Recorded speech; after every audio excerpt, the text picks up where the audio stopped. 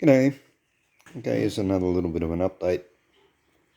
I've just popped the new cover off the old one. And yeah, it's one thing I mentioned before. This is a multi-tool. There are various brands. If you haven't seen one of these operate, it's pretty noisy.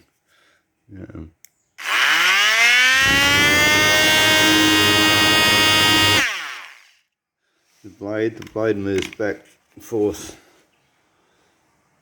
about 2mm, and that's perfect for cutting fiberglass. You can cut plastic, you can cut alloy, or you can cut steel if you've got a good quality blade. But yeah, like I used to cut before they had multi-tools.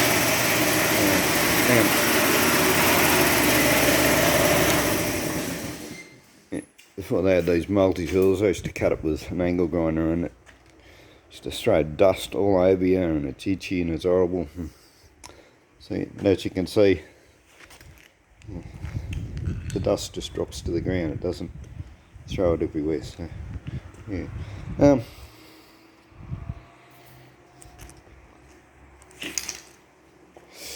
thing I didn't mention, and you saw in the last video, the brush I was using for resin just tossed on the ground. There's a reason for that. Well, for one, I didn't have any acetone anyway, but if I'm doing several layers, or several bits of fiberglassing over a period of a day or something, then I'll put some acetone in a tin and I'll leave the brush sitting in it while I'm not using it. But yeah, you get a cheap brush, like a $2 brush. That's all you need. And as I said, you keep it soaking for the time you're using, so you can continue using it. But when you finish, you throw the brush away. There's no point. To get it totally clean, you'd waste $10 worth of acetone trying to save a $2 brush. So yeah, you choose a cheap brush. When you finish, you throw it away. The other thing, as you can see, even though I didn't wax it, I didn't go to a lot of trouble waxing it, and it's actually the tape that seemed to stick more than anything else. But yeah, I've had to completely destroy it to get the old cover off it. Well, it was broken anyway, but yeah, this is how it came out of the mould. Now, if you were trying to save the original job, especially if you borrowed one of someone else to make a copy of, then you want to go to a lot of trouble with a wax it, read the directions, put 2 or 3 layers over the period of a day or so, polish each layer before putting another, or polish each coat before putting another coat, and because otherwise it will stick to it, and you'll either damage the new job or you damage the old one getting it off. So yeah, that's a point to keep in mind. If you're copying something that you want to keep, go to a lot of trouble with the waxing. Anyway, this has come out quite reasonably well.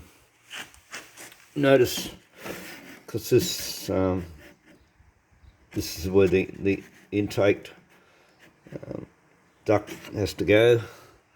So before I took the job off, the old job, the old cover off the new job, I've drilled the holes straight through where the old ones were, so I know that goes in the exact right place. I should have also drilled the holes along this front cover, but I didn't. But it's not going to matter that much. You can probably see, this is why you would normally make a mould. See, this inside edge is quite smooth, quite finished. It would only be because you're cleaning this up to make another job. If you're going to use this as a mould, you'll file off any high spots, and see these here like rivet holes, right?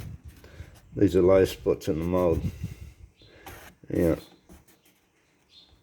they might tend to get the other job and the new job to stick a little bit, but you wouldn't bother trying to fill them. The reason being is that on the job, on the finished job, oh, you would if you know you're going to make lots and lots of them, yeah, because you wouldn't want to be going to the trouble of cleaning them up after every job. But see, these low spots, yeah, they'd be difficult to fill and clean up, whereas if you're taking a job from this, they would be high spots and very easy to just sand off the new job. So yeah, you get rid of high spots on the mould that would be low spots on the job that you would have to fill, and you leave the low spots on the mould because they can just sand out quickly out of the new job. But anyway, as I'm not going to use this as a mould, this is the finished product. As you can see, it's fairly textured on the outside. I don't know if you can actually see that. Yeah, so I'll be sanding and filling that.